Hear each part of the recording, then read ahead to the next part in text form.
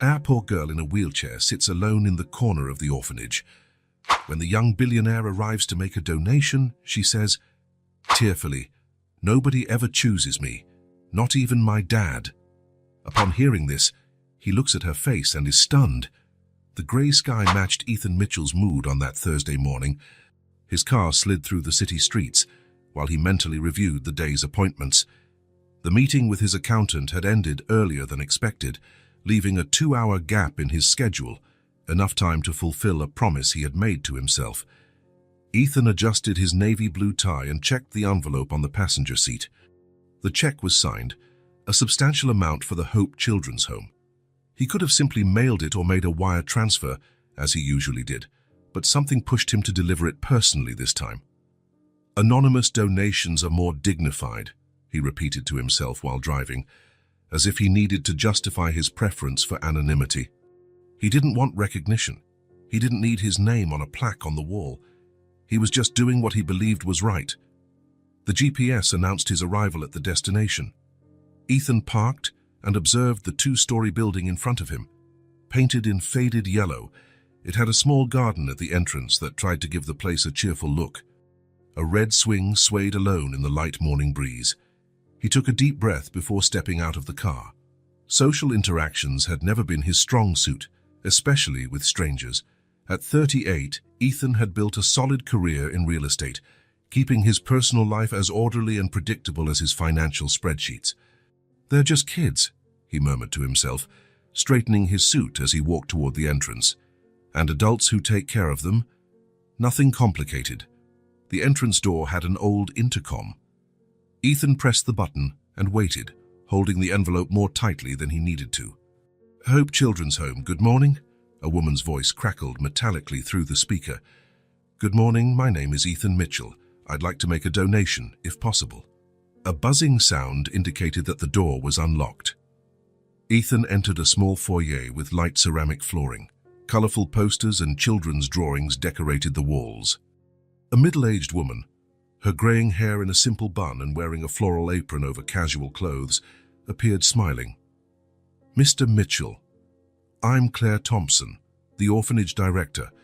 It's a pleasure to meet you."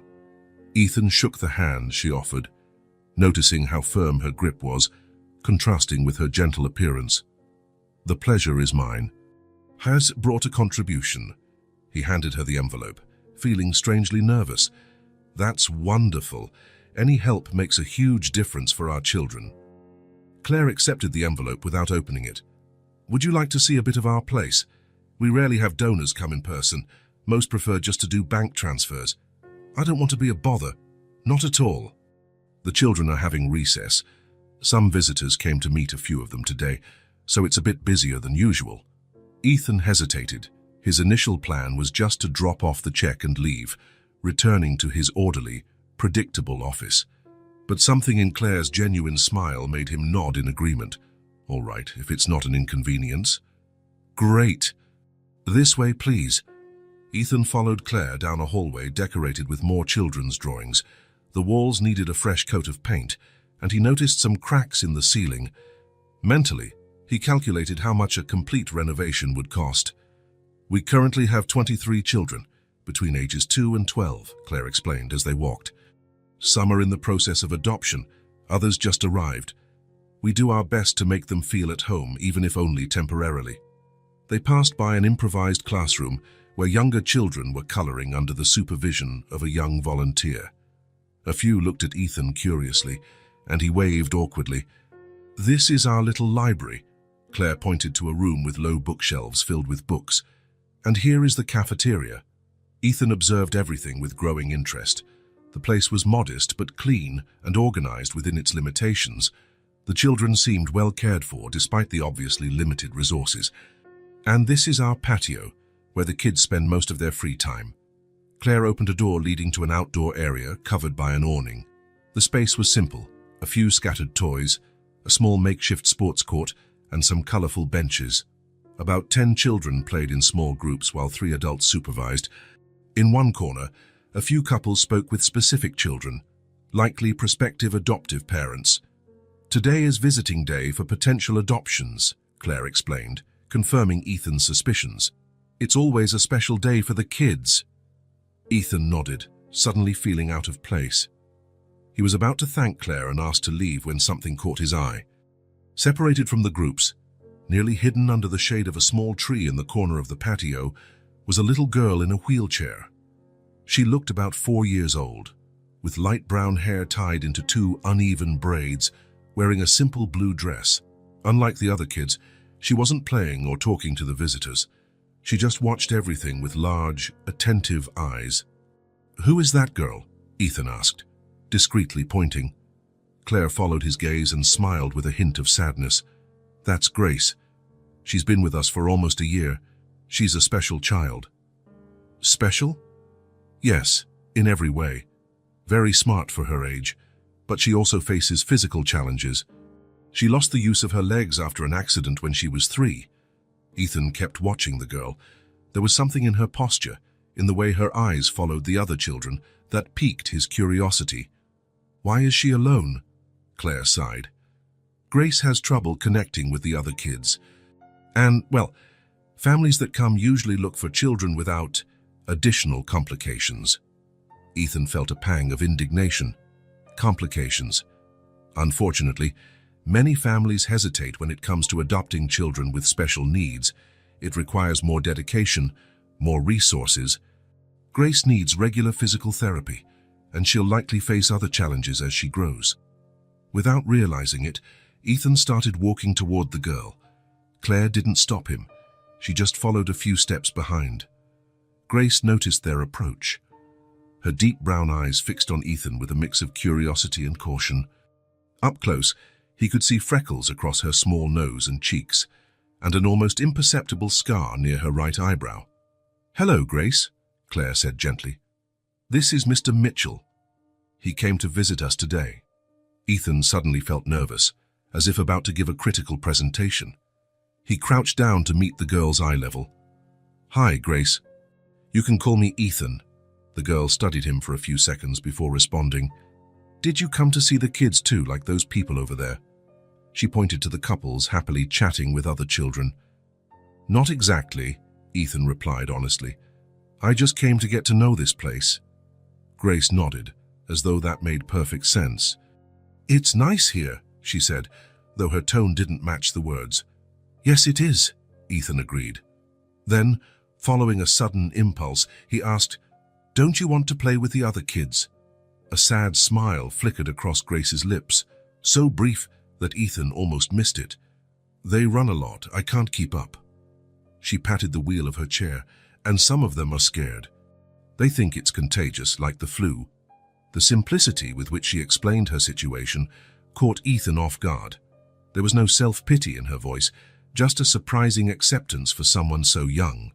At that moment, another staff member called Claire, and she excused herself, leaving Ethan alone with Grace. An uncomfortable silence hung between them for a few seconds. Ethan wasn't used to talking to children and didn't quite know how to proceed. "Do you work a lot?" Grace asked suddenly. "Yes, quite a bit." "How do you know?" "Your clothes, and you look tired." She spoke with the brutal honesty typical of children. Uncle James, who used to take care of the garden here, had that same look. He said working too much makes people look like squeezed lemons. Ethan couldn't help but laugh. "I think he was right. Sometimes I do feel like a squeezed lemon." Grace nodded seriously, as if they were discussing a matter of utmost importance. "Do you have kids?" The question caught Ethan by surprise. "No, I don't." "Why not?" "I never found the right time." Grace frowned, clearly dissatisfied with the answer. "Adults always say that. The right time. Like they have a magic clock telling them when things can happen." Ethan smiled again, impressed by the girl's insight. "You're right. I guess the truth is, I never found the right person to start a family with." Grace seemed to evaluate his response. "Have you ever wanted a daughter like me?" The question startled him completely. "Like you? A smart, observant little girl?" "No, a broken one." Ethan's heart clenched. "Broken?" "Yeah, one who can't walk right." "Who needs this chair?" She tapped her wheelchair again. "People always pick kids who work properly." Ethan felt a knot in his throat. He crouched again, looking directly into her eyes. "Grace, you're not broken. That wheelchair is just a different kind of transportation. Some people prefer cars, others like bikes." She shrugged, not looking very convinced. "The adults who come here don't think that way." Ethan followed her gaze toward the couples interacting with the other children.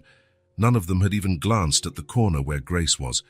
"They're missing the chance to meet a very special girl," he said sincerely. Grace stared at him as if trying to determine whether he was being honest or just offering empty comfort like so many adults before. What she said next hit Ethan like a punch. "Nobody ever chooses me. Not even my dad." The words were heavy with a sadness too big for such a small body. It wasn't just what she said, but how she said it, like stating that the sky was cloudy, a simple fact without drama or self-pity. Ethan felt something strange in his chest, a mix of compassion, indignation, and an emotion he couldn't name. She was only 4, yet she already had a grasp of rejection that many adults never experience. "For your dad, Ethan tried to find the right words, but Grace interrupted him. "He left after the accident, Miss. Claire said he was very sad and needed time to think, but he's been thinking for a long time now." The way she described her abandonment so plainly left Ethan speechless.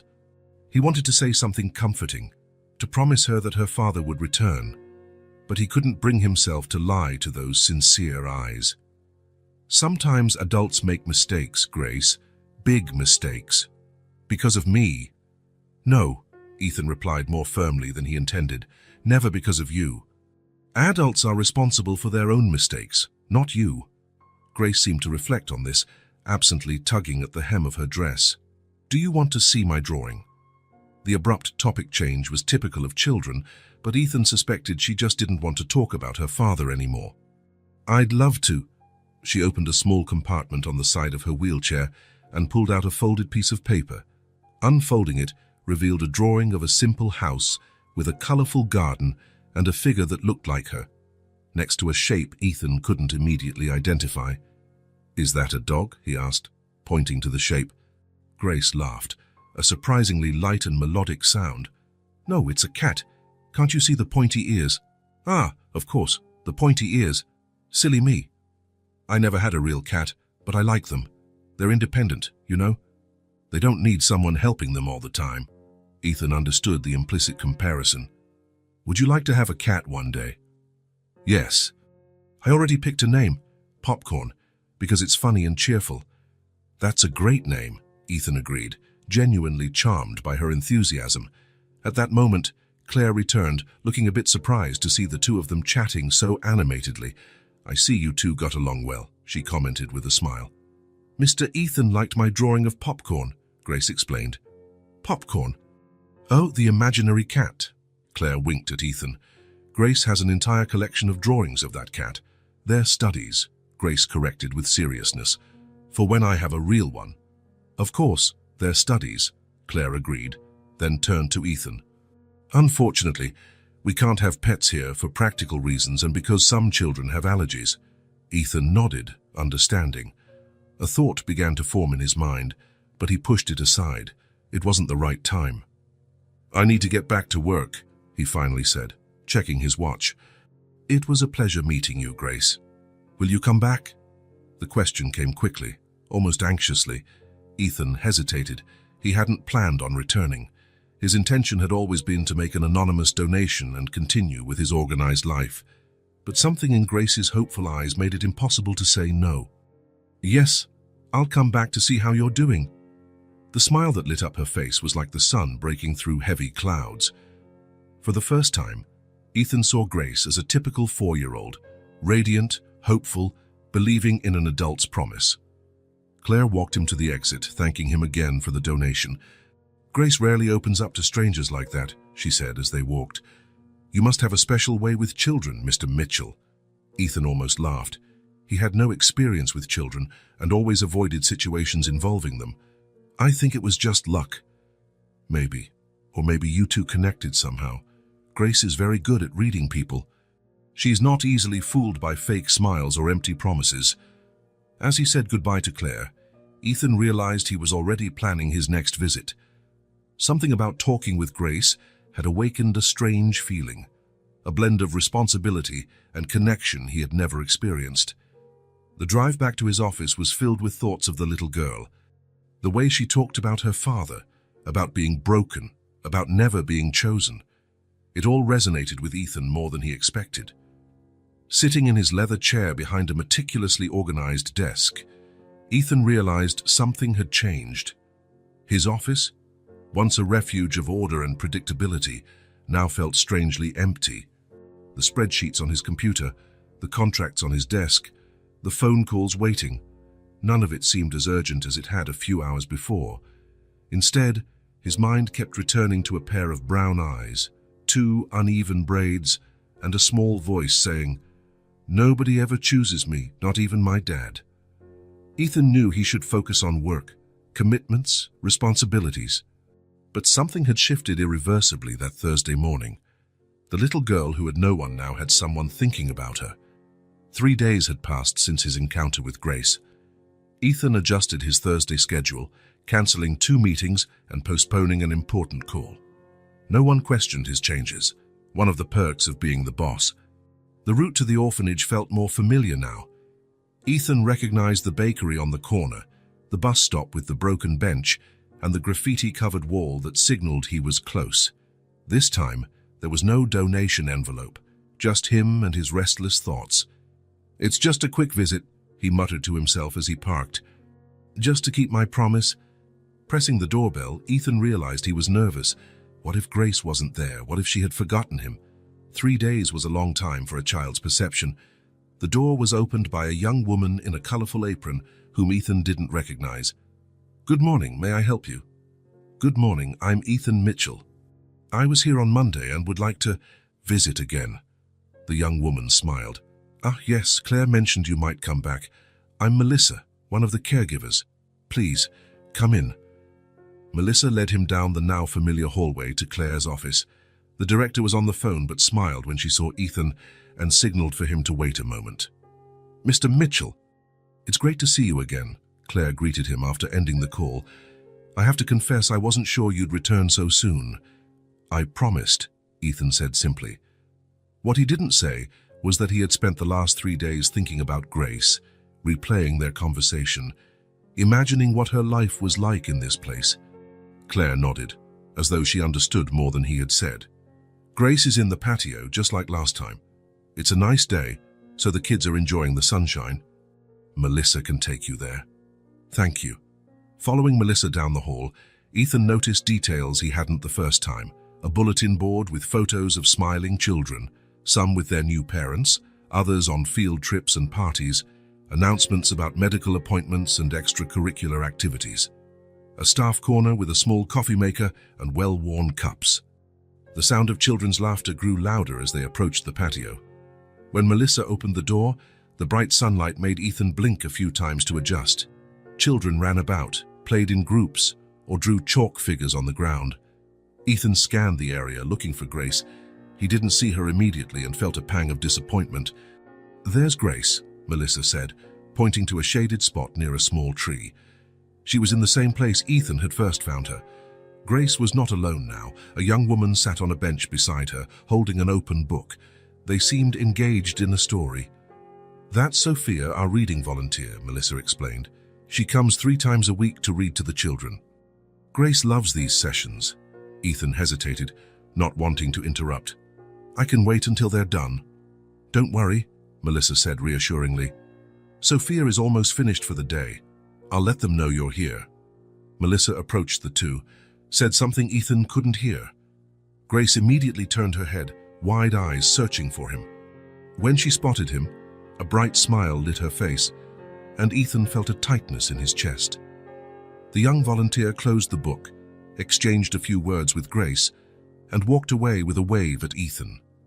He walked toward Grace, feeling strangely like he was reuniting with an old friend. "You really came back," Grace exclaimed as he approached.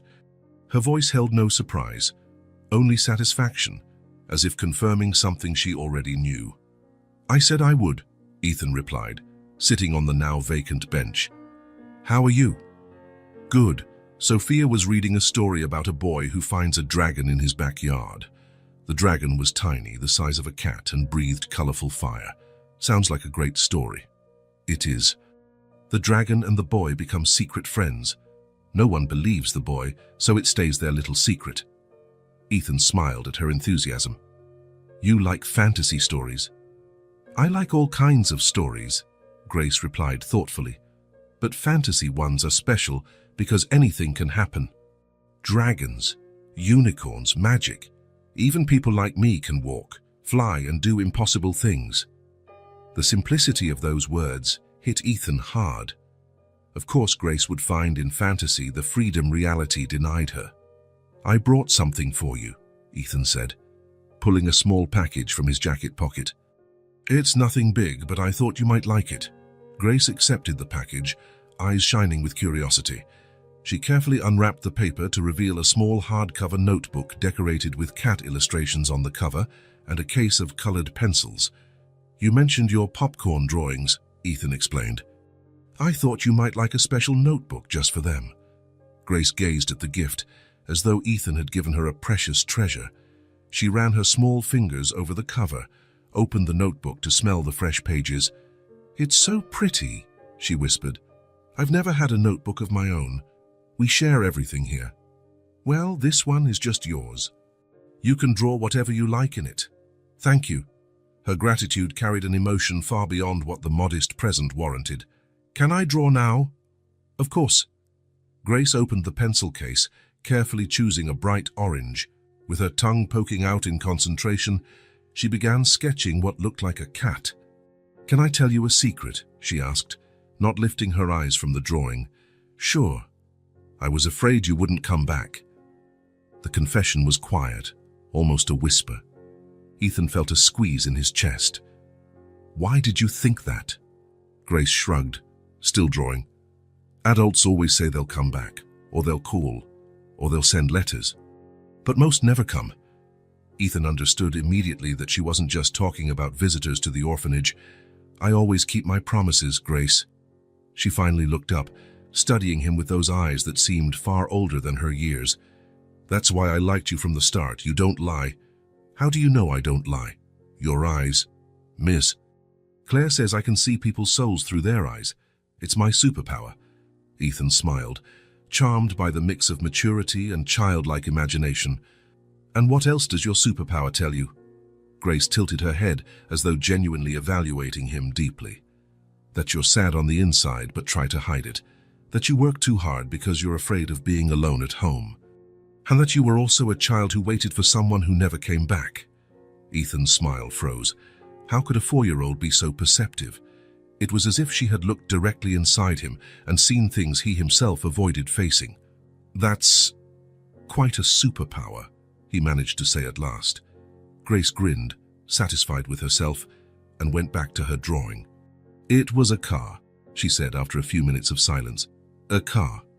That made me like this. She pointed to her legs. A big black car. I don't remember much, just flashes, noise, then pain, then bright lights at the hospital. Ethan didn't know how to respond. He hadn't asked about the accident, knowing it would be a sensitive subject. I'm sorry that happened to you. Me too, Grace said simply. The doctors said maybe I can walk again one day with a lot of physical therapy, but I'm not sure I believe them. Adults lie to make kids feel better. Not all of them. Some adults are honest, even when the truth is tough. Grace seemed to consider that as she added the finishing touches to her drawing. My dad wasn't honest, she said finally. He said he loved me a lot at the hospital. He said everything would be fine. But then he left. The statement, delivered without drama or self-pity, broke Ethan's heart. How could anyone abandon such a special child, especially when she needed support the most? Sometimes people get scared by difficult situations, he tried to explain, without excusing the inexcusable. Your dad probably got scared. Scared of me. No, never of you. Scared of the situation, the responsibility, maybe even scared he wasn't good enough to take care of you. Grace nodded slowly, processing those words. But he was my dad. Dads shouldn't be afraid to take care of their kids. They shouldn't, but some are. She sighed. a small sound but filled with resignation. "I finished my drawing," she announced, changing the subject. "Want to see?" Ethan took the notebook she handed him. The drawing showed two cats, a large one and a small one, sitting under what looked like a tree. "Is that Popcorn?" he asked, pointing to the smaller cat. "Yes, and that's his dad. In this story, they're having a picnic in the park." Ethan felt a lump in his throat. Even in her fantasy drawings, Grace created the family she didn't have. "It's beautiful, Grace. You have a lot of talent." The compliment made her smile shyly. "Can I draw you next time?" "I'd be honored." They spent the next hour talking about light topics. Grace told him about her daily routine at the orphanage, her favorite lessons, the book she was reading with Sophia. Ethan talked about his job, simplifying so she could understand it, and was surprised when she asked perceptive questions about buildings and construction. "I want to build buildings when I grow up," Grace revealed. "Not just pretty ones, but special ones." "Special how?" "Buildings anyone can go into, with ramps instead of just stairs, wide doors for wheelchairs, and buttons everyone can reach." Ethan smiled, impressed yet again. "That would be amazing, Grace. The world needs buildings like that. Would you help me? When I grow up, you know about these things." The innocent question, assuming a future where they'd still be connected, touched Ethan deeply. "Of course," he said, realizing he truly meant it. "You could be my junior partner." Grace's eyes lit up at the idea. "Junior partner, that sounds important. Very important. We'd have to make special business cards just for you," she laughed, a clear sound that seemed to brighten the whole patio. Time passed too quickly. Soon, Melissa appeared to say it was lunchtime for the children. Ethan was surprised to see that 2 hours had gone by. "I have to go now, Grace," he said, standing from the bench. Her expression fell visibly, but she nodded. "That's okay. Adults have lots of things to do." "Yes, but—" Ethan hesitated, then made a decision. "Can I come back next week? Same day, Thursday?" Her face lit up again. "Promise?" "I promise. Thursday morning, I'll be here." "I'll make a drawing of you by then," she announced, hugging the notebook to her chest. "The best drawing in the world? I can't wait to see it." Melissa helped Grace put away her new pencils and notebook, then began pushing her chair toward the cafeteria. Ethan watched as the girl turned one last time, waving enthusiastically. He waved back with a smile he couldn't contain. On his way back to the car, he ran into Claire in the hallway. "It seemed like a good visit," she commented. "It was great. Grace is amazing." "Yes, she is special. She has a wisdom that goes beyond her age.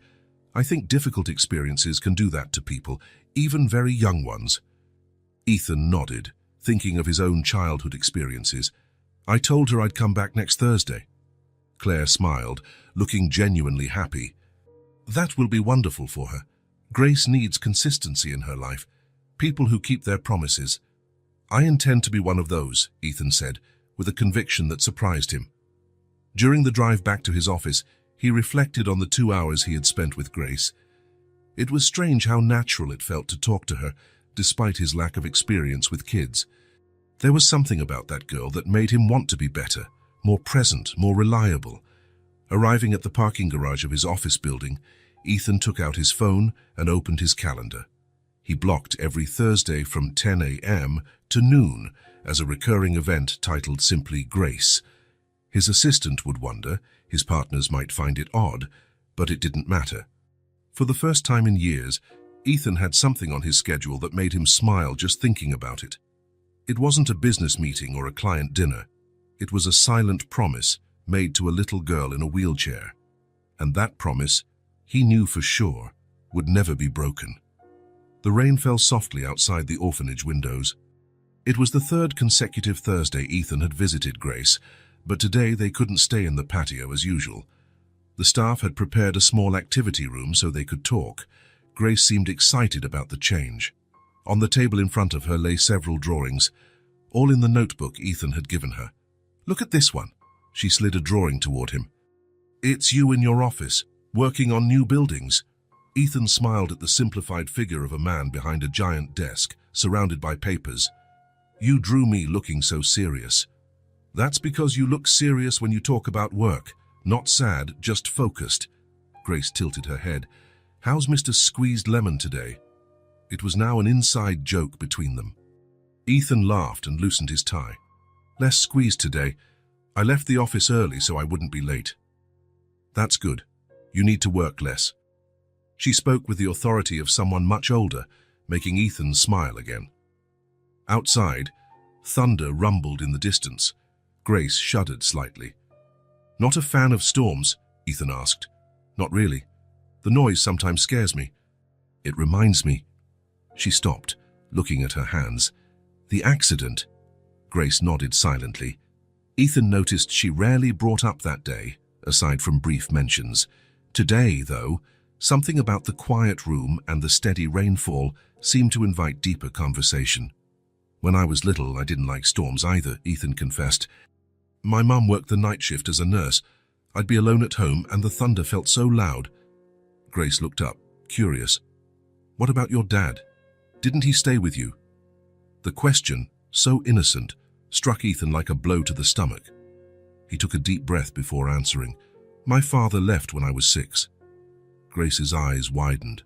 Like mine. Yes, a bit like yours. A silence settled between them. Not an uncomfortable silence, but one in which both seemed to process this new layer of connection. Why did he leave? Grace finally asked. Ethan gazed at the window, watching the rain. It was strange. Throughout his 38 years, he had rarely spoken about his father, not even to long-term girlfriends or close friends. And now he was about to open his heart to a 4-year-old. He and my mom fought a lot. One day, after a big fight, he left and never came back. He only left a note on the kitchen table. What did the note say? That he needed to find his own happiness, that he wasn't happy with us. The simplicity with which he could say that surprised Ethan. Perhaps it was easier to share with Grace because she, in a way, understood. That's sad, Grace commented. Parents should stay, even if they're not happy. Yes, they should. Did you cry? A lot. For many nights. Me too. Grace drew small circles on the table with her finger. Sometimes I still cry, but only when I'm alone. I don't want the other kids to see. Why not? Because they have their own reasons to cry. They don't need mine, too. The wisdom in those words from someone so young affected Ethan profoundly. He remembered himself at 8, deciding he wouldn't cry anymore, that he'd be strong for his mother and keep his pain hidden so as not to add to hers. You know, Grace, for a long time I thought I had to hide my sadness, like you. But now I see that's not always good. It's not good? No. Sometimes keeping it all inside only makes it hurt more. Grace considered this, her forehead creased in thought. But if I show I'm sad, people will think I'm weak. Or worse, they'll pity me. There's a difference between pity and compassion, Ethan explained gently. Pity is when someone looks down on you. Compassion is when someone stands beside you. Grace tilted her head, taking that in. And you're standing beside me now? Yes, exactly where I want to be. She smiled, a small but genuine smile. Tell me more about when you were little. Ethan took a deep breath. Memories he had long buried began to surface, some still painful even after all these years. After my father left, things got tough. My mum worked a lot, so I spent a lot of time alone. I learned to cook pasta when I was 8. I went to school alone, came back alone. Did you have friends? Not many. It was hard to bring them over or go to their houses because my mum was rarely available for that. When my dad left, did yours ever come back? Her voice was quiet, almost a whisper, as if Grace dreaded the answer. He tried, years later. When I was 15, he showed up at our door. He wanted to reconnect, said he was sorry. Did you forgive him? Ethan hesitated, remembering the shock of seeing that older but still recognizable face, the anger he had felt, how he had slammed the door in the man's face. Not at that moment. I was still very hurt. I told him it was too late. And was it too late? The simple question made Ethan reflect. He had thought about this many times over the years. Maybe not. Maybe I should have given him a chance, but at that age, all I felt was anger. He missed my whole childhood, all the times I needed him. Like I need my dad now, Grace said softly. Yes, exactly that. If my dad ever comes back, I think I'll be angry too. But maybe I'd let him in. Why? Grace thought for a moment. Because maybe he's sad too. Maybe he needs me as much as I need him. The child's wisdom made Ethan swallow hard. How could a 4-year-old have such clarity on something he, as an adult, still struggled to understand? You really are special, you know that. Grace shrugged, a bit embarrassed by the compliment. I just think a lot. I have plenty of time to think here. Another loud rumble of thunder made Grace jump again. Ethan reached out, and she instinctively took his hand. You know what my mom did when I was scared of storms? He asked. She had me count to 10 between the lightning and the thunder. The bigger the number we got to, the farther away the storm was. Grace's eyes lit up with interest. Can we try it? Right then, a flash of light lit the room. 1, 2, 3. They began counting together. They got to 7 before the thunder rolled. It's 7 miles away, Ethan explained. Not that close. Let's do it again next time, Grace suggested, still holding his hand. They spent the next few minutes counting between lightning and thunder, noticing how the numbers grew as the storm moved away. Grace seemed calmer now, almost entertained by the new game. Did you have someone who counted with you when you were little? She asked between counts. I had my mom, even if she wasn't always around physically. She worked hard, but she loved me very much. And now, is she still... No, she passed away 5 years ago. I'm sorry, Grace said sincerely. My mum's gone too, in the same accident that... She looked at her legs. It was the first time Grace mentioned her mother. Ethan felt the weight of that double loss, the mother who was gone forever and the father who chose to leave. Do you remember her? Your mum? Grace nodded slowly. A little. She had hair like mine, only longer. She used to sing to me before bed. I don't remember her face clearly, but I remember feeling safe when she hugged me. Ethan felt a lump in his throat. That's a precious memory, Grace. Keep it always. The girl smiled sadly. Sometimes I'm afraid I'll forget everything someday. I understand that fear. I only have one photo of my whole family together, before my dad left. Sometimes I look at it and hardly recognize the happy boy I used to be. Grace studied him for a moment. But you look happy now. When you're here with me. Her observation surprised Ethan. She was right. These weekly visits had become the highlight of his days. You make me happy, Grace. Our conversations are the best part of my week. Her face glowed with a genuine smile. At that moment, another flash of lightning appeared, and they started counting automatically.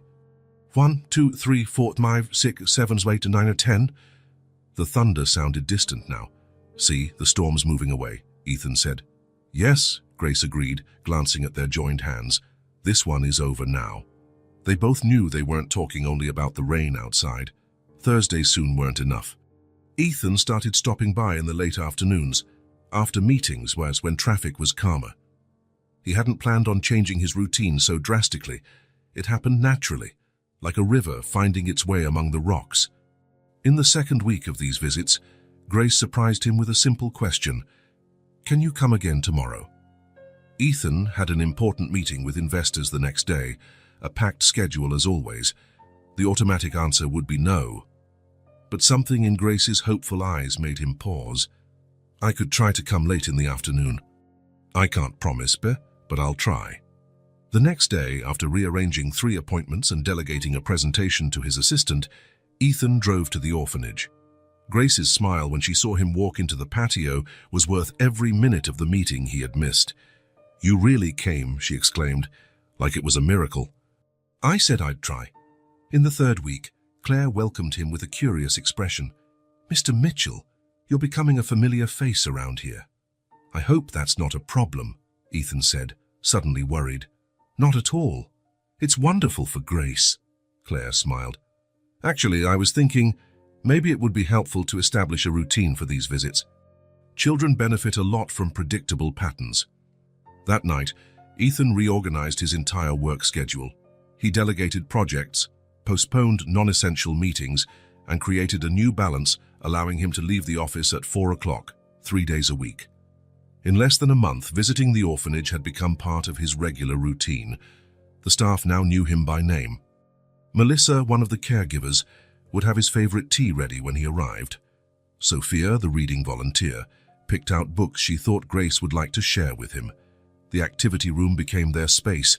Grace even called it our little corner. That's where they drew together, read stories, or just talked about their day. "I managed to do all my physical therapy without complaining today," Grace proudly told him one October afternoon. "Dr. Patricia said my muscles are getting stronger." "That's fantastic. I'm very proud of you." Ethan learned about her routine: physical therapy on Mondays and Wednesdays, music class on Tuesdays, library on Fridays. He knew which children were her friends, few but loyal, which teachers she liked best, and what made her smile or frown. Without noticing, Ethan began organizing his own life around these meetings. He woke up thinking of what he could bring for Grace that day: a new book, drawing supplies, or just an interesting story to tell. At work, he found himself researching buildings with inclusive designs, remembering her dream to create spaces for everyone. One afternoon, he arrived at the orphanage to find Grace with red, puffy eyes. "What happened?" he asked, concerned. "A couple came today. They talked to me. They were really nice, but I overheard them talking to Miss Claire afterward. They said they wanted a normal child." Her voice broke on the last word. Ethan felt a wave of anger and protectiveness. Without thinking twice, he sat beside her and gave her a gentle hug. "They're the ones who aren't normal if they can't see how incredible you are." Grace gave a sad smile. "It's okay, I'm used to it. You shouldn't be. No one should get used to being treated that way." That night, driving back home, Ethan couldn't stop thinking about Grace, alone in her room at the orphanage. Something had changed within him. The comfort of solitude he had once prized now felt empty. His apartment, once a refuge of peace and organization, now felt too big, too quiet. He imagined what it would be like to have colorful drawings on the fridge, children's books on the shelves, the sound of laughter filling the rooms.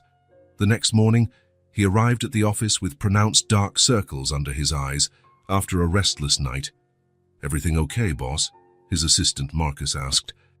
"Oh, yes, I just didn't sleep well." "You've been sleeping little lately. Is it these new afternoon commitments?" Ethan paused. It was true his work had been affected, not negatively. He still met deadlines, made solid decisions, but his mind was no longer 100% at the company. Part of it was always with Grace. "They're important commitments," he simply replied. Marcus nodded, asking no further questions. It was why Ethan valued him. He knew when to stop. The following week, during a meeting with the partners, Ethan noticed their exchanged looks when he mentioned he'd need to leave early again. "Ethan, we need to talk about your new routine," said Richard, the senior partner. "Is there a problem with my performance?" Ethan asked directly. "No, of course not. You're still as brilliant as ever. We're just curious. It's not typical of you to leave before sundown." Ethan hesitated. He hadn't told anyone about Grace. It was personal, too precious to share casually, but he realized he needed some explanation. "I'm doing volunteer work." It wasn't exactly a lie. He wasn't being paid. "Volunteer, you?" Richard seemed genuinely surprised. "Well, that's unexpected, but admirable." The meeting continued, but Ethan noticed the changed look in his colleagues' eyes. There was respect, maybe even some confusion. The Ethan they knew, efficient, focused solely on work, with no time for sentimental distractions, was changing before their eyes. One Thursday afternoon, arriving at the orphanage, Ethan found Grace waiting for him excitedly. "I have a surprise," she announced as soon as she saw him. "I do too," he replied, showing her a gift bag. "You first," Grace insisted. Ethan handed her the bag. Inside was a small tablet. "It's for your drawings," he explained. "There's a special drawing app.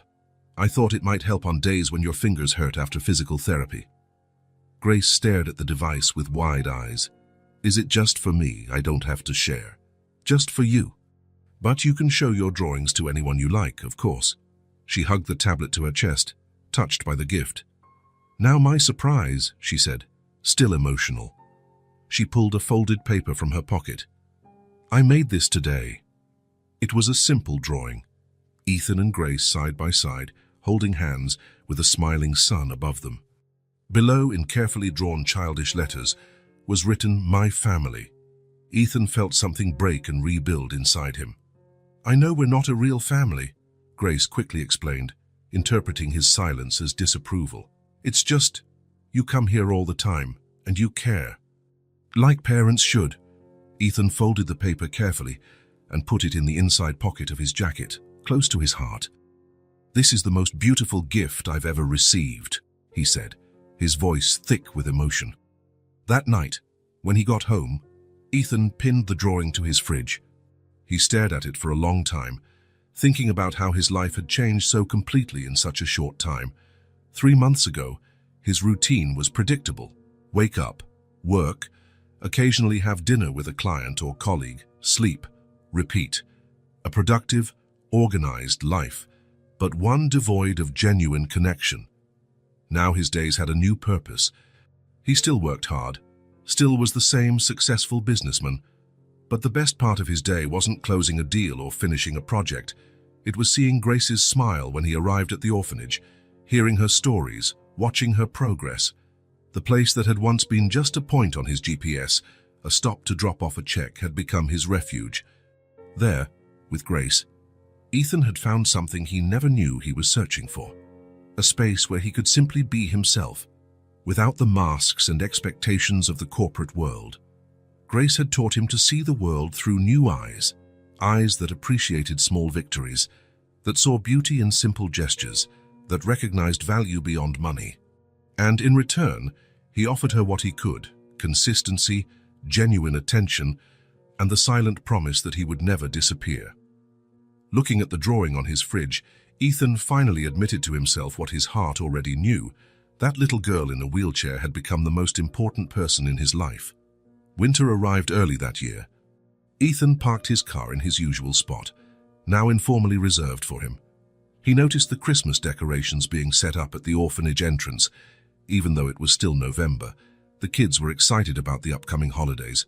Entering the foyer, he found it busier than usual. A volunteer team was organizing donated toys, winter clothes, and food. Claire managed it all with her typical efficiency, assigning tasks and giving instructions. "Ethan, glad you're here," she greeted him. "Grace had physical therapy today and is resting a bit.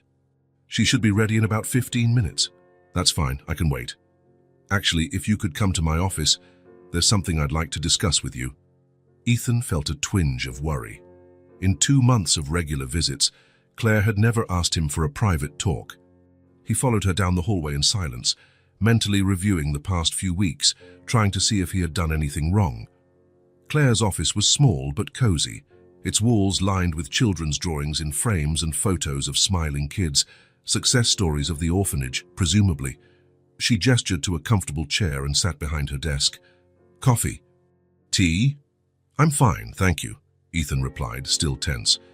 "Did something happen with Grace?" Claire smiled, apparently sensing his apprehension. "Grace is doing great. Actually, she's better than I've ever seen her since she arrived here. That's what I want to talk about." Ethan visibly relaxed. "Your visits have made an extraordinary difference in her life," Claire went on. "You've become a constant presence she never had, someone who keeps promises, who shows up when they say they will." "I'm not doing anything special," Ethan said, uncomfortable with the praise. "I just enjoy spending time with her. It's more than that, and we both know it." Claire studied him with discerning eyes. "You rearranged your whole life to include her, and I'm deeply grateful. But I think the time has come for you to fully understand who Grace is." Claire opened a drawer and took out a thin folder. "This is her file. Normally, these details are confidential, but since you've become a constant in her life, I believe you should know the full story." Ethan accepted the folder carefully, as if it contained something fragile. "Grace arrived at our orphanage a little over a year ago. Before that, she lived with her parents in a suburb north of the city. Her mother, Olivia Reed, was a music teacher. Her father, Michael Reed, worked as an architect." Ethan raised his eyebrows at the father's profession. An architect. Interesting how it wasn't too different from Ethan's own real estate work. Maybe that explained Grace's interest in buildings. From what we gathered, they were a happy and stable family. Claire continued. Grace was born without complications. She had a normal, healthy early childhood. She'd just begun piano lessons with her mum, and she showed aptitude for music and drawing. Claire paused, as though bracing for the difficult part of the story. On a rainy night, the three of them were driving back from a relative's birthday. A drunk driver ran a red light and hit their car. The impact was on the passenger side, where Olivia was sitting. She died instantly. Ethan felt a tightness in his chest, imagining the terror of that night. Grace was in the back seat. The impact caused a spinal cord injury, affecting her legs. Michael escaped physically unscathed for the most part. Claire took a sip of water before continuing. Doctors say with continuous physical therapy and possibly future procedures, Grace could regain some mobility. There are no guarantees, but there's hope. However, the emotional trauma... She sighed. Michael stayed by Grace's side during her initial hospital stay. He seemed determined to help her recover, but as the weeks went on, we saw changes in his behavior. He became distant, absent. The social workers reported that he began drinking, missing Grace's medical appointments. Ethan felt rising anger as he listened, but he remained silent. 6 weeks after the accident, Michael left Grace here. He said it was temporary, just until he got his life together. He signed a temporary guardianship form and promised to return in a few days. Claire looked directly at Ethan. He never came back. He sent a few emails in the first months, asking about her, but those messages grew rarer until they stopped. We tried to contact him many times, but he moved away without leaving an address. Eventually, after the required legal period, the court granted the state full guardianship over Grace. Ethan opened the folder and saw a picture of a younger Grace smiling next to a woman with light brown hair. Her mother, presumably. The resemblance was striking. Another photo showed a tall, bespectacled man holding baby Grace with a proud expression. Michael wasn't a bad man, Claire said gently. At least I don't believe he was. Social workers who met him said he simply broke. The guilt was overwhelming. He had been driving that night. In his lucid moments, he admitted he couldn't bear to look at Grace and see Olivia in her, and that every time he saw the wheelchair, he was reminded that it was his fault she ended up there. It wasn't his fault, Ethan protested. It was the drunk driver's. Yes, but grief and guilt aren't always rational. Michael lost the wife he loved and saw his daughter lose her mobility all in one instant. Some people just can't handle that kind of pain. Ethan flipped through more pages, medical reports, psychological evaluations, school progress updates. How did she cope with all this? At first it was hard. Grace waited every day for her father. She asked about him constantly. As time passed, the questions lessened. She withdrew, became quiet and reserved. We thought it was just a phase, but it lasted a long time. Claire smiled slightly. Until you showed up. From your first visits, we noticed changes. She went back to drawing enthusiastically, participating in activities, smiling. The therapist says Grace is finally processing her grief in a healthy way. And we believe it's because of your presence. Ethan felt the weight of responsibility on his shoulders. He wasn't just a casual visitor in Grace's life. He'd become an anchor, a connection to the world she had lost. Why tell me all this now? Claire gently closed the folder. Because Grace started talking about you as family. And we have to be very careful about the expectations we create for her. She's already suffered a traumatic abandonment. She can't go through that again. The words hit Ethan like a punch to the gut. I'm committed to her. I'm not going to vanish from her life. I believe you, but as director here, I must be realistic. Life can be unpredictable. Jobs change, relationships begin, priorities shift. Not mine, Ethan said with surprising conviction, even to himself. Grace is my priority now. Claire studied him for a long moment, as if weighing the truth in his words. I believe you, Ethan, and I trust your intentions. But from my position, I need to be realistic. What kind of relationship do you see with Grace in the long run? Will visits be enough for you both? The question lingered in the air between them. Ethan had thought about it, of course.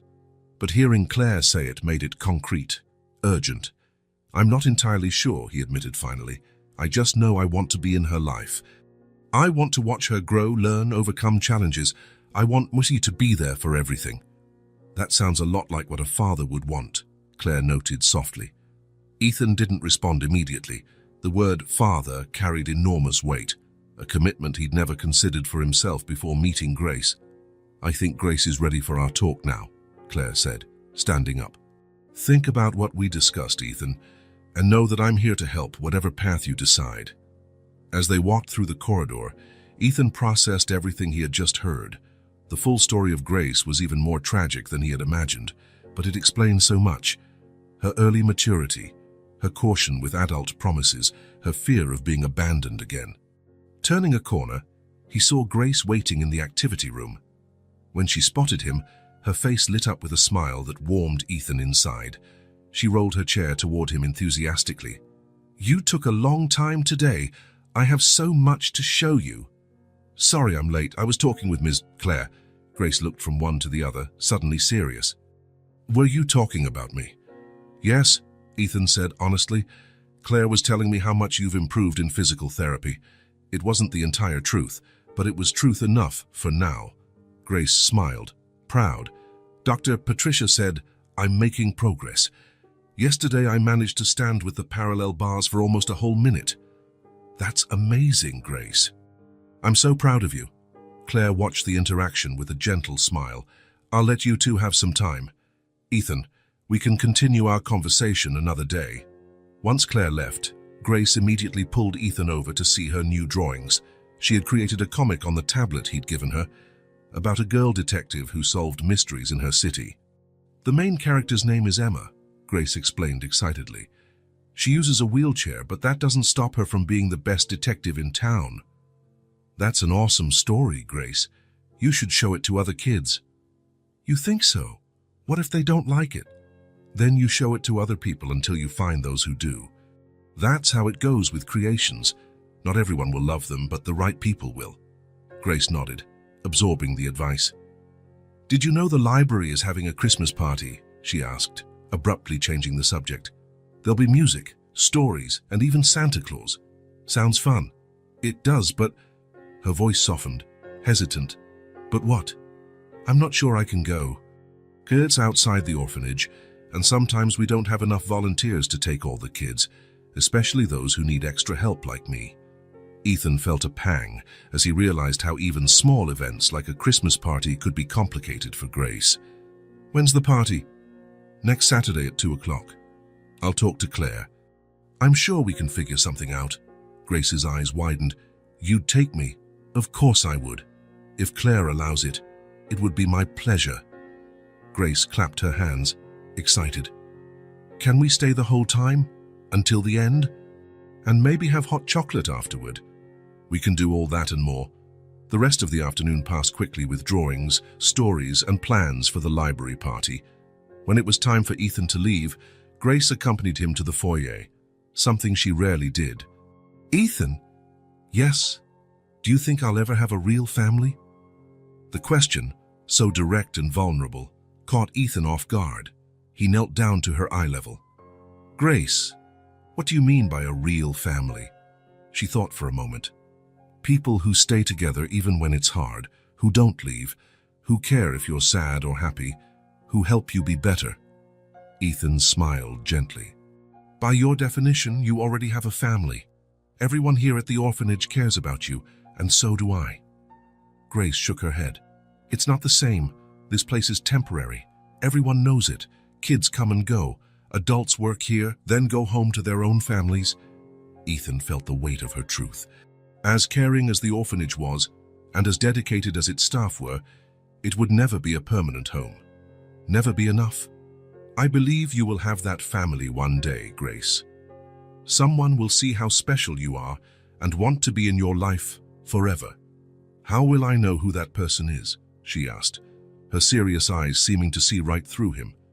"You'll know," Ethan replied, feeling a knot in his throat. "Your heart will tell you." Grace studied him for a long moment, as if trying to solve a puzzle. "My heart is already talking," she finally said. "I just don't know if the other person is listening." Before Ethan could respond, Melissa arrived to take Grace to dinner. The girl waved one last time before disappearing down the corridor, leaving Ethan with her words echoing in his mind. Driving back through the city already adorned for Christmas, Ethan couldn't stop thinking about his conversation with Claire and Grace's words. The full story of the little girl, her mother's tragic death and, in a way, her father's as well, only increased his admiration for her.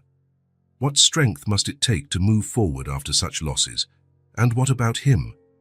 Claire had asked the right question. What kind of relationship did he want with Grace long term? Would visits, however frequent and meaningful, be enough? For her or for him? Ethan now knew the answer. No, visits wouldn't be enough.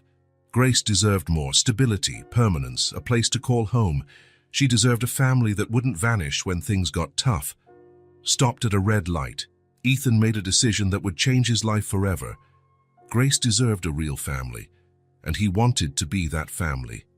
The law office had a solemn air, fitting for the weight of the decisions made there.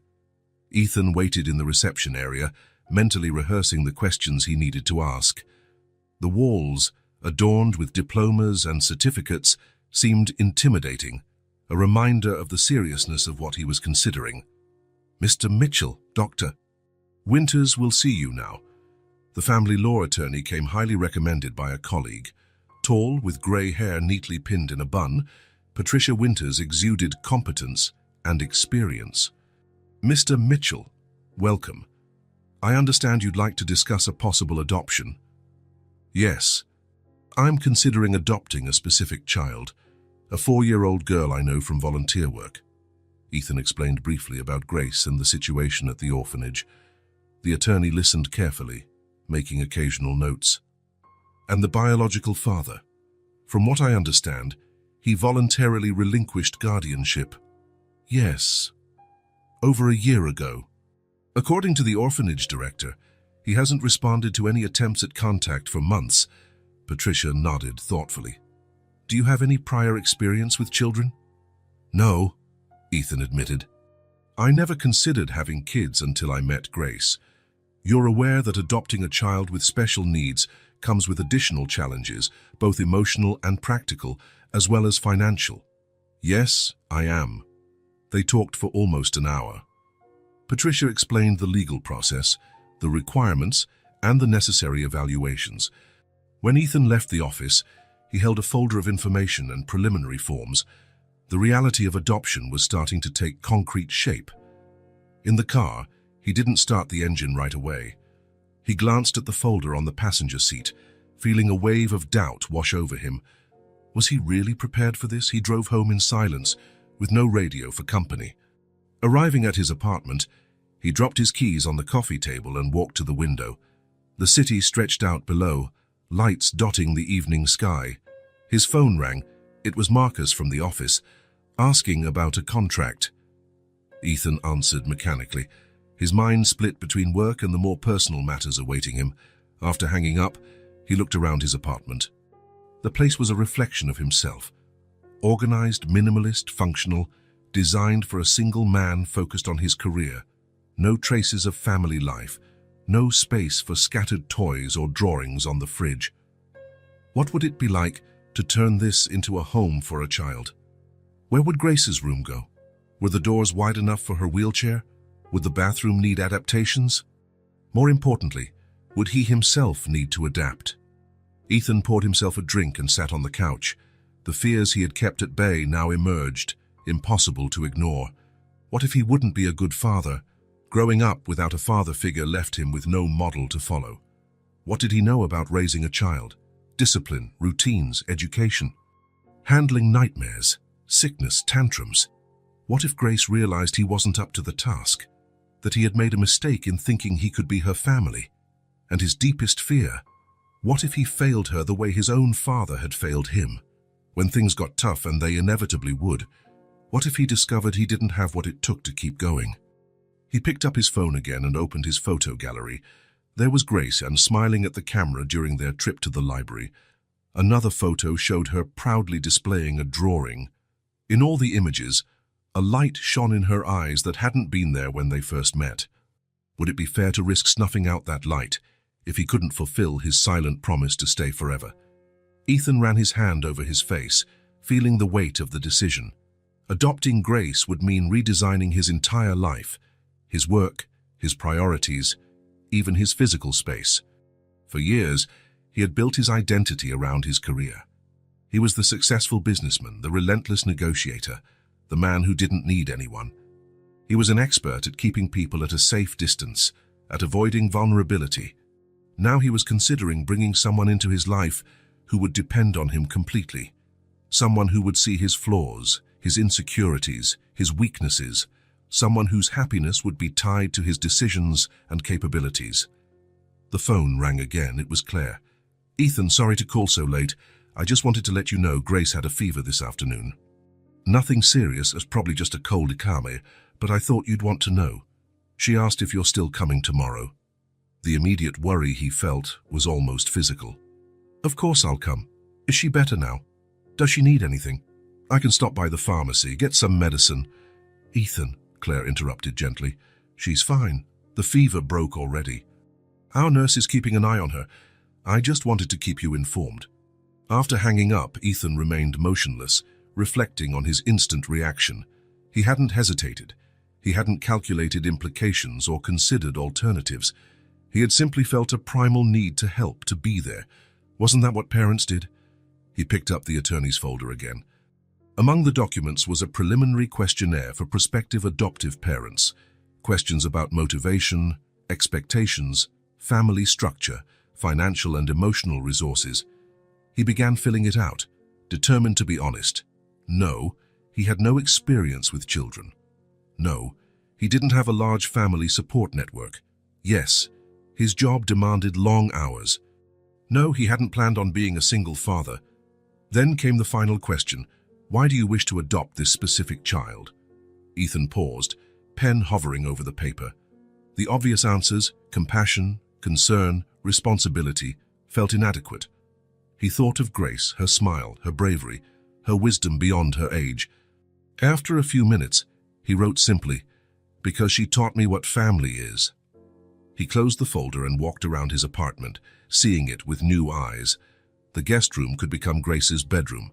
The white walls could be painted in the lilac she loved so much. He'd have to buy a new bed, shelves for books and toys, maybe a small digital piano since her mother had begun teaching her music. The bathroom would need grab bars, a shower seat. The kitchen would have to be rearranged so she could reach what she needed. He'd need to research nearby schools, check their accessibility, maybe even consider moving to a single-story home. But those were only practical details. What truly scared him was the magnitude of emotional responsibility. How would he balance discipline and freedom? How would he help Grace process her past trauma while they built a future together?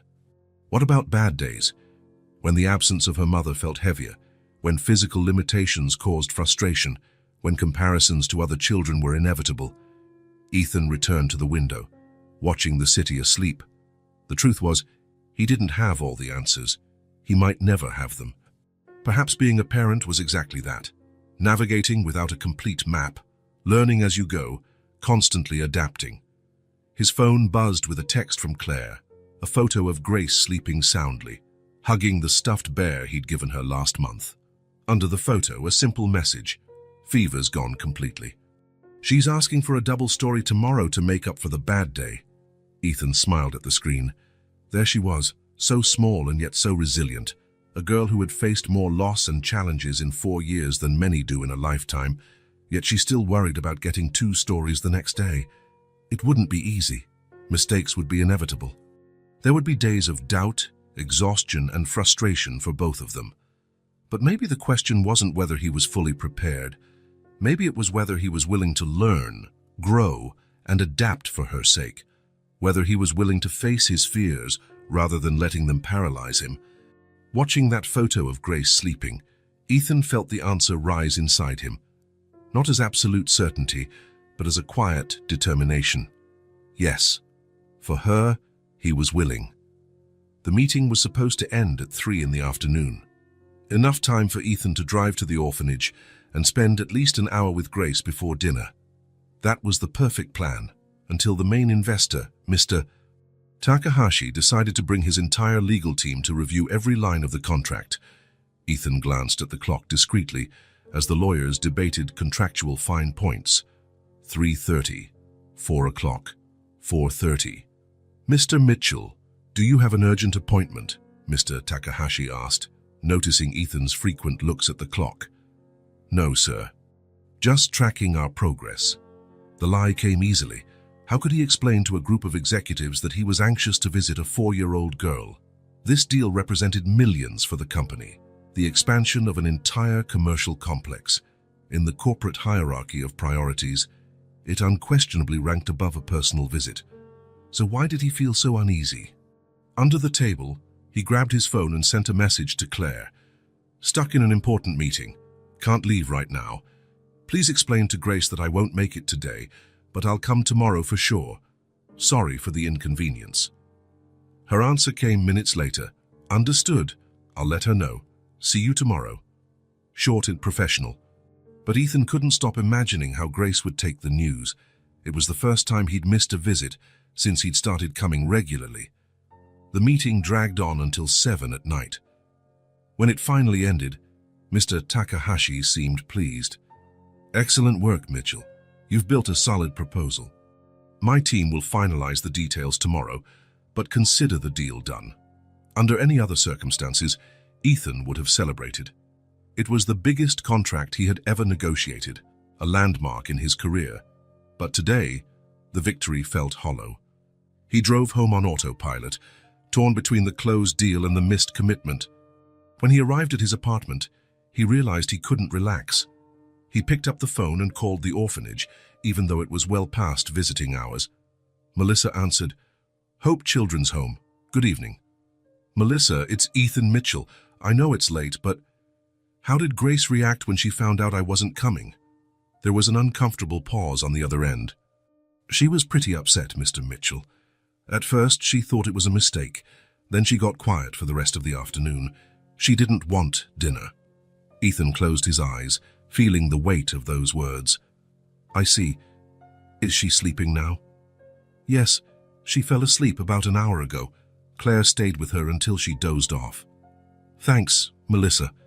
I'll be there tomorrow no matter what." After hanging up, Ethan couldn't sleep. He tossed and turned, picturing Grace waiting for him, watching the door every time someone passed by, disappointment growing each minute. He knew that feeling well, waiting for someone who would never come. The difference was his father had never promised to return. Ethan had. The next morning, he arrived at the orphanage right after the children's breakfast. He hadn't told anyone he'd come so early, but Claire didn't seem surprised to see him. "She's in the activity room," she said simply. Ethan found Grace at the usual table, coloring without much enthusiasm. When she spotted him at the door, her expression changed. Surprise, joy, and then, as if remembering she was supposed to be upset, a forced seriousness. "Hi, Grace." "Hi." Her response was curt, lacking her usual excitement. Ethan sat down beside her, noticing she wouldn't look directly at him. "I'm really sorry I didn't come yesterday."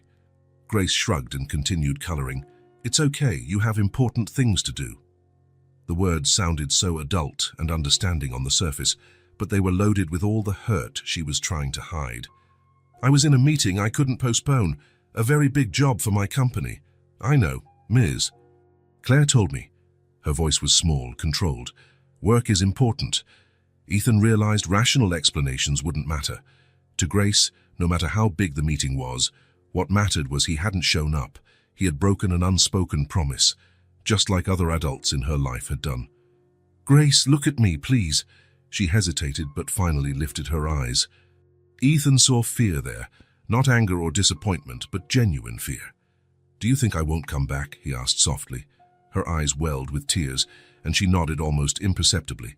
"That's how it started with my dad. First, he missed once, then again, then he stopped coming." Ethan's heart twisted. Of course she'd make that connection. How could she not? "Grace, I'm not your dad." He paused, realizing how that sounded. "What I mean is I won't vanish like he did. Yesterday was an exception, not the start of a pattern." "How do I know?" Her question was direct, raw in its simplicity. Ethan thought carefully. Empty promises meant nothing to her. She needed something tangible. Do you know what a contract is, Grace? She frowned, thinking, it's like a written promise. Mr. Jason, the teacher, told us about that when we studied about jobs. Exactly. It's an official promise between people.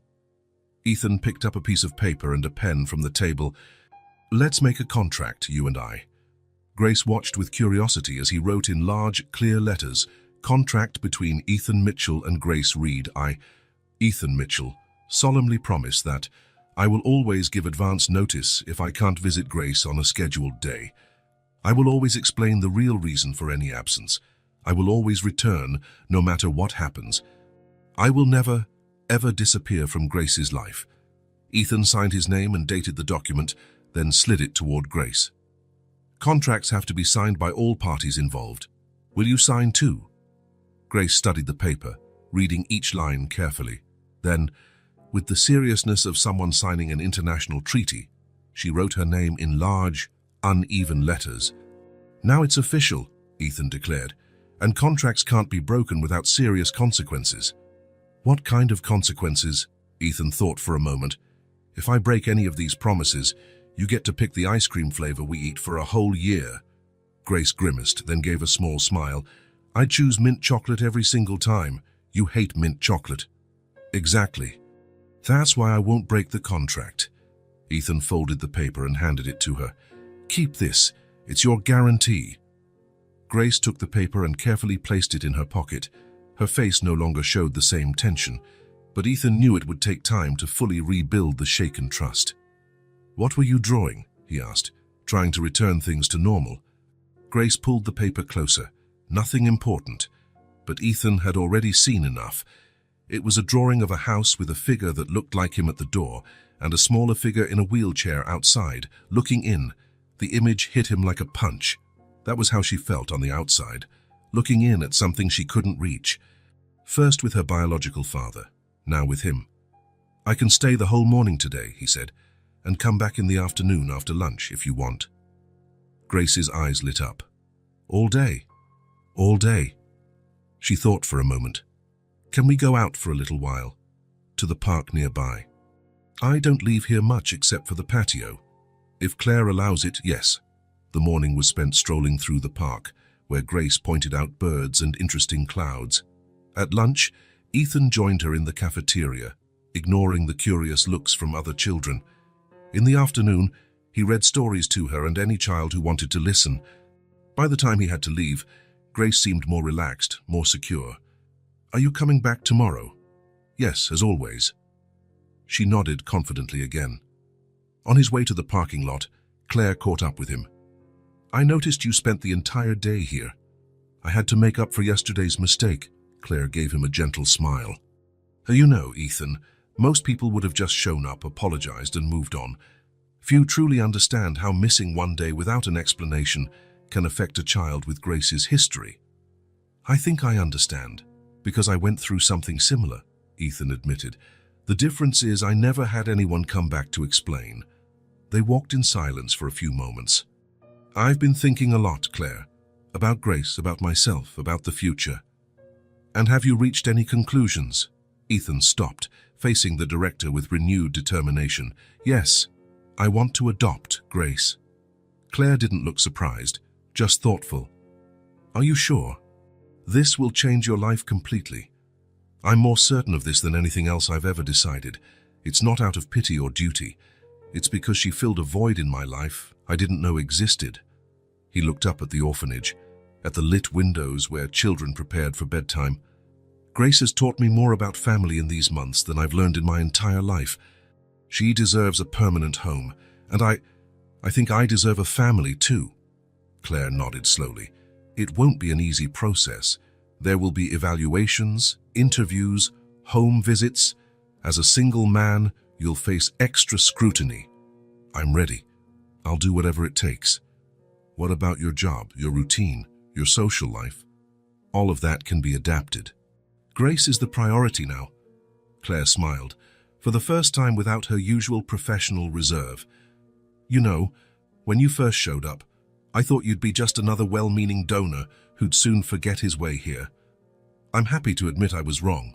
I couldn't forget the way to Grace if I tried. Then we'll start the process. I'll contact social services tomorrow.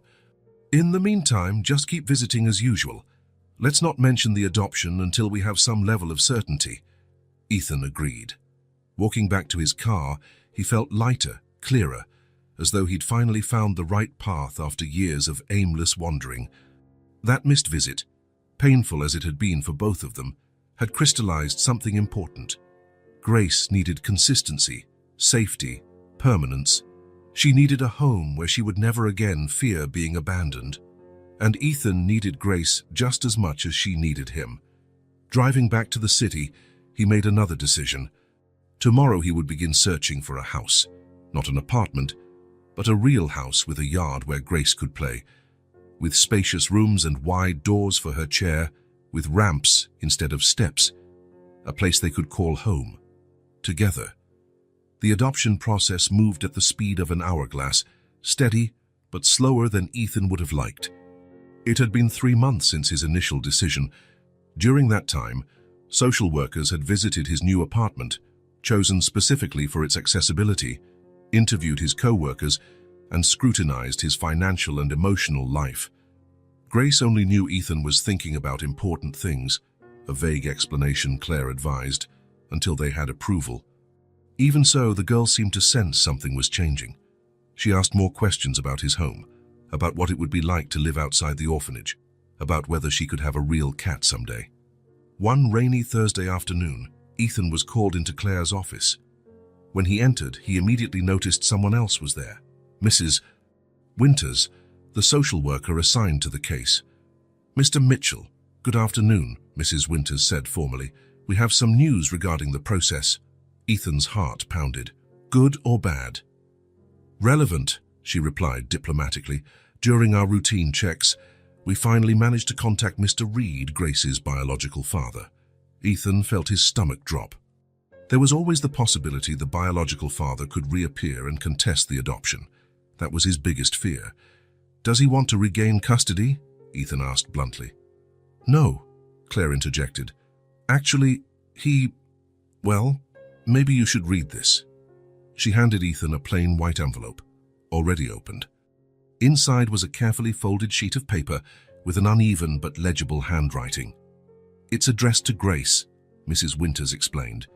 But as her temporary guardian, Claire had to read it first. "We believe you should see it too." With slightly trembling hands, Ethan pulled out the letter and began to read. "Grace, I hope one day you'll read these words and understand what I couldn't say in person. Losing your mom was like losing part of my soul. When I looked at you, I saw her face and the pain was unbearable. I couldn't deal with the guilt, the sorrow, the feeling that you deserved someone better than me, someone who could love and care for you unconditionally. I wasn't strong enough, and the shame of my weakness pushes me even further away. I know you deserve a family who can truly love you. Please forgive me one day if you can. My greatest wish is that you find happiness and receive the love I couldn't give. With all the love left in my heart, your dad." Ethan finished reading and closed his eyes for a moment, letting the words sink in. He didn't feel hatred for the man who had abandoned Grace, only a strange mix of understanding and sadness. Her father wasn't a monster. He was a man destroyed by pain, unable to move past his own grief to care for his daughter.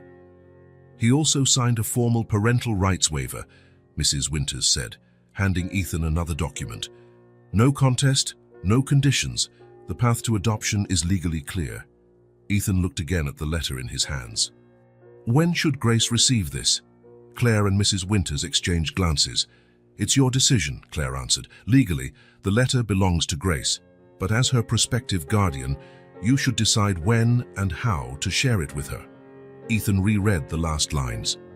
"My greatest wish is that you find happiness and receive the love I couldn't give." It was a genuine wish from a father who recognized his own limitations. "I'll keep the letter," Ethan decided. "When Grace is older, when she can understand better, I'll give it to her. For now, it would only add more confusion and pain." Both women nodded in agreement. "With that settled," Mrs. Winters continued in a lighter tone, "I'm pleased to inform you that your adoption request has received a preliminary favorable review. We still have some bureaucratic steps ahead, but if all goes well, within a few weeks we can make it official." The news should have filled Ethan with pure joy, but the letter still weighed in his hands and heart. "Thank you, Mrs. Winters, Claire." He carefully folded the letter and placed it in his jacket's inner pocket. "Can I see Grace now?" "Of course," Claire said, smiling. "She's excited. She asked about you 3 times today already." Walking down the familiar corridor toward the activity room, Ethan reflected on the letter and its author. In another life, under different circumstances, that might have been him, unable to handle the pain, running from emotional responsibilities. But Grace had changed that in him. She showed him it was possible to love even with fear, to move forward even in uncertainty. Entering the room, he saw Grace absorbed in drawing, her tongue sticking out in concentration. When she noticed him, her face lit up. "Ethan, come see what I'm drawing." Sitting beside her, Ethan saw a picture of a house with a garden, an orange cat, and 2 figures holding hands, a big one and a small one.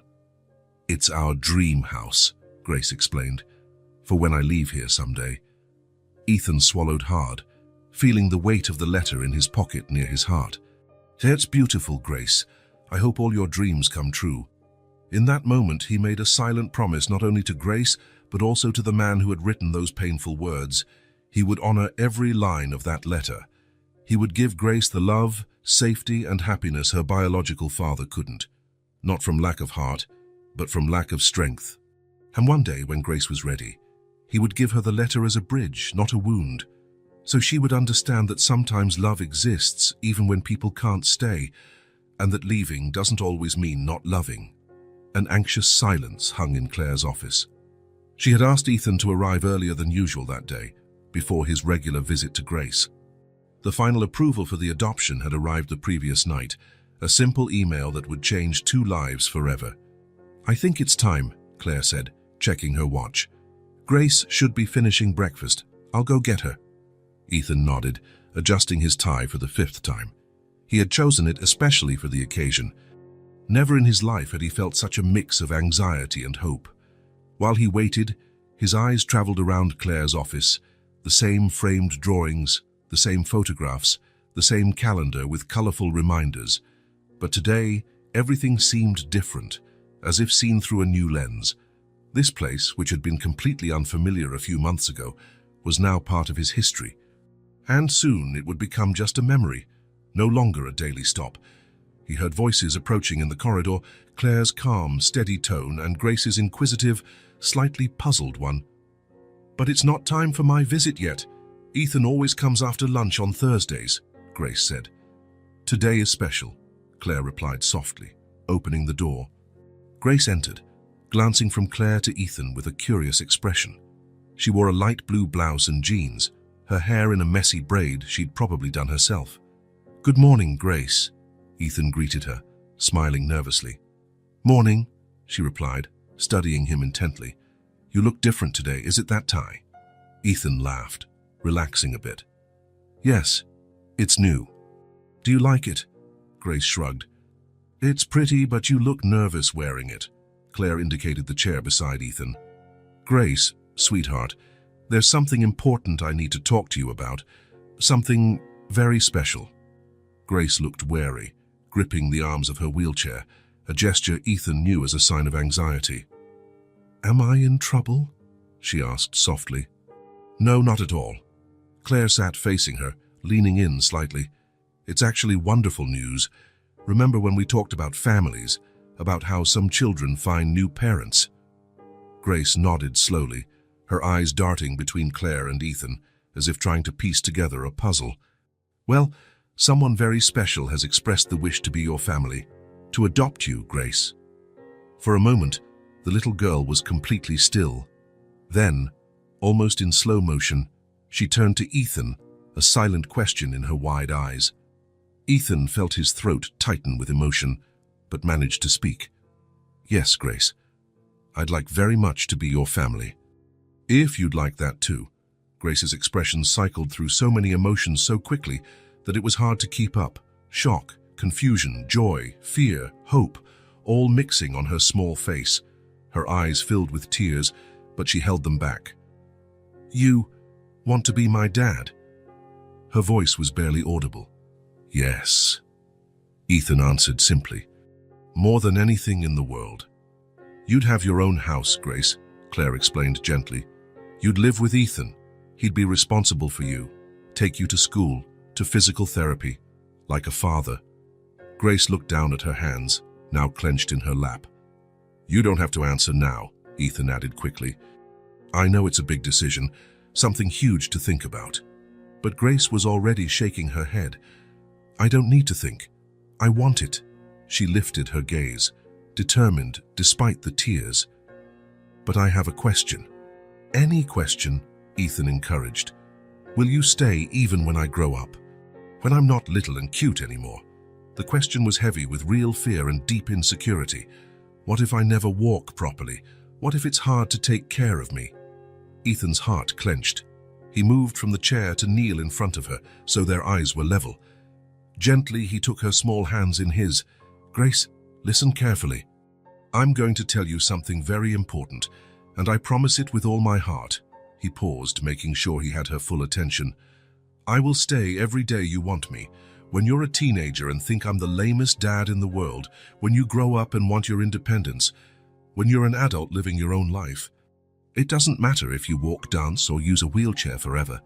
It doesn't matter if things are easy or hard. You will never, ever be a burden to me." A tear finally escaped, rolling down Grace's cheek. Ethan gently wiped it away. "Do you know why?" he continued. "Because you changed my life. Before I met you, I had a house but no home. I had success but not real joy. I was alive, but I wasn't truly living." Grace stared at him, soaking in each word like dry soil absorbs rain. "So, you need me too?" she asked, her voice small but hopeful. "More than you can imagine," Ethan replied, voice trembling. "We're a team now, and teams stick together." Without warning, Grace leaned forward and threw her arms around Ethan's neck, hugging him with all the strength her small body could muster. Ethan hugged her back gently, feeling her tears soak into his shirt. Claire watched with an emotional smile, discreetly wiping away her own tear. The following weeks passed in a whirlwind of preparations. Final paperwork, last interviews, visits to Ethan's new apartment so Grace could get comfortable there. Ethan had finally found the perfect place, a ground floor unit in a quiet complex wall, with easy access and enough space for a wheelchair to move around comfortably. Meanwhile, at the orphanage, Grace had sessions with a psychologist to prepare her for the transition. She also spent time saying goodbye to the friends and staff who had been her temporary family for so long. Melissa helped her pack her few belongings, clothes, books, the worn stuffed bear she'd had since she was a baby, her drawings and the special notebook Ethan had given her, and the tablet she used for her comic stories. On her last night at the orphanage, Claire sat on the edge of Grace's bed. "Nervous about tomorrow?" she asked gently. Grace nodded. "A little." "What if I don't know how to live in a real house?" Claire smiled. "You'll learn. And Ethan is learning to be a dad too. You'll figure it out together, day by day." The next morning, Ethan arrived early, carrying a bouquet of yellow daisies, Grace's favorites. The small farewell ceremony was simple yet emotional. The other children made cards, the staff gave her hugs, and Claire handed Grace a framed photo of the whole group. "So you'll always remember you have a lot of people rooting for you," the director said. The hardest moment was when Grace had to say goodbye to Sophia, the reading volunteer who had become especially close to her. "I'll miss you on Thursdays," Grace said, fighting back tears. "I'll come visit," Sophia promised, "and we'll keep doing our stories." Finally, with the documents in hand and hearts full of hope mixed with a touch of fear, Ethan helped Grace into his car. In the back seat, she watched through the window as the orphanage grew smaller in the distance, one chapter of her life closing and a new one beginning. The drive to Ethan's new apartment was quiet, each lost in their own thoughts. When they arrived, Ethan parked and looked at Grace through the rearview mirror. "Ready to see your new home?" Grace took a deep breath and nodded. The apartment had a small front garden with a path of smooth stones perfect for her wheelchair. Ethan unlocked the door, letting Grace enter first, watching her reaction. The living room was spacious and bright, decorated in soft blues and greens. A low bookshelf held children's books mixed with Ethan's. On the wall hung a large framed print of a drawing Grace had made of them months before. "Want to see your room?" Ethan asked, trying to contain his own nerves. Grace nodded, following him down the hallway. When Ethan opened the door, she was momentarily speechless. The room was simple but perfect for her. The walls were painted a soft lilac, her favorite color. The bed was at a comfortable height, so she could transfer easily from her chair. There was a modified desk, low shelves filled with books and games, and a small keyboard in the corner, a tribute to the mother who had started teaching her piano. But what made Grace's eyes widen was the large window overlooking a small backyard garden, where an orange cat was dozing in the sun. "Is that—" she began, unable to finish. "Popcorn," Ethan confirmed with a smile. "I adopted him from the animal shelter yesterday. They assured me he's very patient and gentle, perfect for a first-time owner." Grace rolled her chair slowly around the room, touching things as if she couldn't believe they were real. When she finally turned to Ethan, her eyes were bright with unshed tears. She held his hand and said with a shy smile, "Now I have a little corner that's mine. And yours, too." Ethan felt his heart overflow. He knelt beside her chair and answered warmly, "Our corner." Grace looked around once more, at the space that was now her home, at the cat that was her new friend, at the man who was now her father. For so long, she had believed nobody would ever choose her, that she would never have a real family. Now suddenly she had everything she'd ever dreamed of. "Can I call you Dad?" she asked softly, almost afraid of the answer. Ethan felt a depth of emotion he could hardly express. "It would be the greatest honor of my life." In that perfect moment, they were enveloped by a feeling of belonging and love.